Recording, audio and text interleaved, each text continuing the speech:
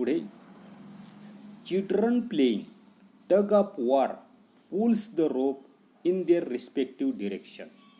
या ठिकाणी आपल्याला रस्सी खेच खेळणारी जी काही मुलं जी आहेत तर ती मुलांचा असणारा जो काही खेळ जो आहे तर त्या खेळामध्ये आपल्या लक्षात येताना दिसते की रस्सी खेच खेळणारी जी काही मुलं जी आहेत तर ती मुलं काय करताना दिसतात, आपापल्या दिशेनं तो असणारा जो काही दोर जो आहे तर तो दोर त्या ठिकाणी ओढताना त्या ठिकाणी दिसतात.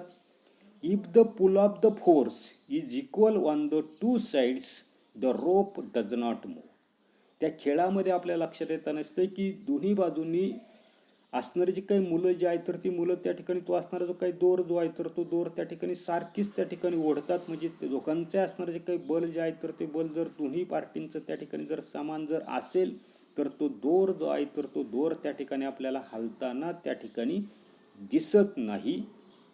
पुढे if the force is more on one side the rope moves in that direction. तर एका बाजूचं असणारं जे काही बल जे आहे तर ते बल जर अधिक जर झालं तर ज्या बाजूचं बल त्या ठिकाणी अधिक आहे तर त्या दिशेला काय होताना दिसतोय तर तो असणारा जो काही दोर जो आहे तर तो दोर काय होताना दिसतो तर त्या ठिकाणी सरकताना आपल्याला त्या ठिकाणी दिसतो. This means that initially two forces are balance the rope move in the direction of the higher force when the force become unbalance. म्हणजे याचाच अर्थ आपल्या लक्षात येताना दिसते की आधी दोन्ही असणारी जी काही बलं जी आहेत तर ती बलं त्या ठिकाणी बॅलन्स्ड असणारे, संतुलित त्या ठिकाणी असणारे, परंतु ती त्या ठिकाणी असंतुलित जर झाली म्हणजे असणारी जी काही बलं जी आहेत दोन्ही बाजूंची असणारी जी काही बलं जी आहेत एकाचं जास्त असेल एकाचं कमी त्या ठिकाणी बल त्या ठिकाणी मुलांनी जर लावलेलं जर असेल म्हणजे अशा पद्धतीचं असंतुलित असणारे जे काही बल जे आहेत तर ते बल त्या ठिकाणी झाल्यावर अधिकच्या बलाच्या दिशेने काय होताना दिसते तर तो असणारा जो काही दोर जो आहे तर तो दोर त्या ठिकाणी सरकताना दिसतो. Let us see one more example. When big grain storage container is required to slide on the ground it become easier if two persons push it rather than one person. आता दुसरं उदाहरण आपल्याला या ठिकाणी दिलेले तर धान्यानं भरलेला मोठा अशा प्रकारचा डबा काय म्हटलेलं आहे की सर्वसाधारणपणे बिग ग्रेन स्टोरेज कंटेनर त्याला आपण त्या ठिकाणी काय म्हणताना दिसतो कोठी जी आहे तर ती कोठी त्या ठिकाणी म्हणताना दिसतो. म्हणजे सर्वसाधारणपणे धान्याने भरलेला मोठा अशा प्रकारचा डबा असेल किंवा त्या ठिकाणी कंटेनर असेल तर तो काय करायचा आपल्याला जमिनीवरून त्या ठिकाणी सरकवायचा आहे. तो सरकत असताना एका व्यक्तीनं सरकवण्यापेक्षा दोघांनी जर एकाच दिशेनं जर त्या ठिकाणी बल जर लावलं तर तो धान्याचा असणारा जो काही डबा जो आहे तर तो डबा त्या ठिकाणी सरकवणं आपल्याला त्या ठिकाणी कसं जाताना दिसतंय सोपं त्या ठिकाणी जाताना दिसतं. You may have experienced this. याचा तुम्ही त्या ठिकाणी अनुभव घेतलेला असेल. What do we understand from this example. आता याच्यावरून आपल्याला त्या ठिकाणी काय लक्षात येताना दिसतंय तर पुढे आपल्याला दिलेले पहा. If several forces are applied on an object in the same direction a force equal to their addition acts on that object. जे सर्वसाधारणपणे या ठिकाणी आपल्या लक्षात येताना दिसतंय की एखादी असणारी जी काही वस्तू जी आहे तर त्या एखाद्या वस्तूवर काय केलेली एकाच दिशेने जर आपण त्या ठिकाणी अनेक अशा प्रकारची बलं जर लावली तर त्यांच्या बेरजेच्या एवढं असणारं जे काही बल जे आहे तर ते बल काय होताना दिसते वस्तूवर त्या ठिकाणी प्रयुक्त होताना.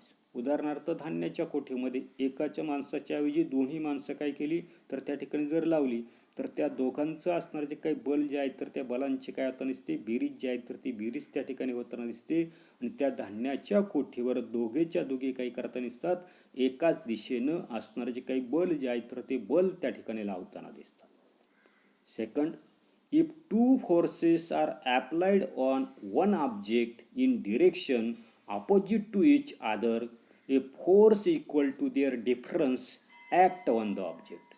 जे दोन असणारे जी काही बलं जी आहेत तर ती दोन बलं काय केली आपण एकाच वस्तूवर परस्पर विरुद्ध दिशेने जर त्या ठिकाणी जर लावली तर त्यांच्या फरका इतकी बल काय होताना दिसते वस्तूवर त्या ठिकाणी प्रयुक्त होताना दिसते. उदाहरणार्थ टग अँड वॉरचे असणारे आपल्याला उदाहरण देता येईल.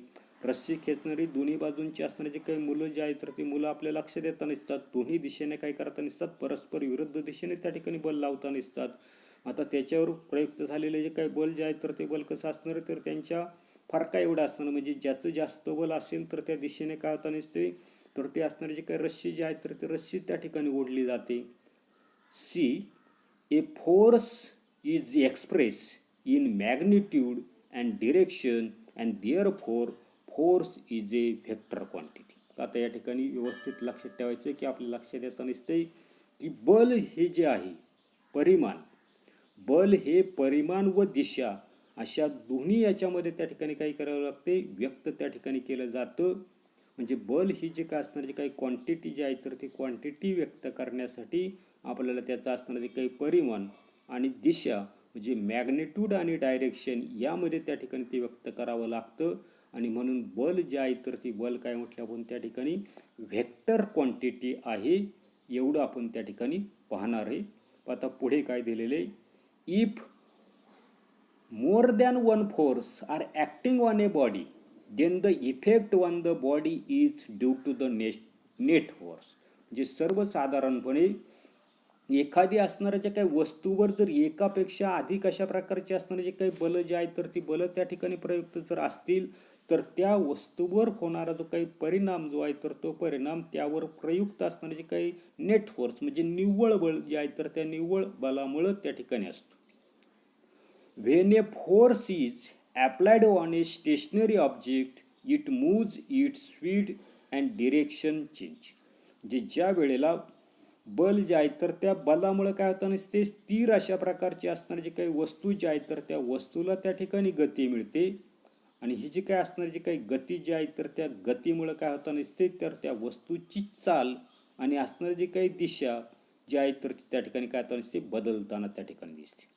Similarly a force is required to stop an object in motion. त्याच पद्धतीने आपल्या लक्षात येतं नसते की त्या ठिकाणी असणारे जे काही ऑब्जेक्ट इन मोशन म्हणजे गतिमान असणारे जे काही वस्तू जे आहेत तर ते वस्तू थांबवण्यासाठी सुद्धा काय होतं नसतं आपल्याला त्या ठिकाणी बल जे आहेत तर ते बल त्या ठिकाणी आवश्यक असतं. An object can change its shape due to force.